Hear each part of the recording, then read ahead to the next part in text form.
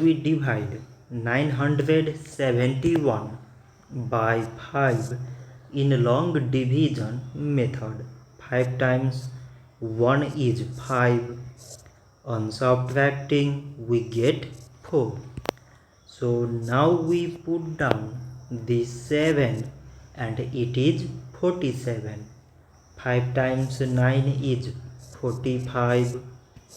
On subtracting we get 2. So again we put down this 1 and it is 21. 5 times 4 is 20. On subtracting we get 1. So now we have no any other number to put it down. So we take here decimal, so that we put 0. So it is 10 and 5 times 2 is 10.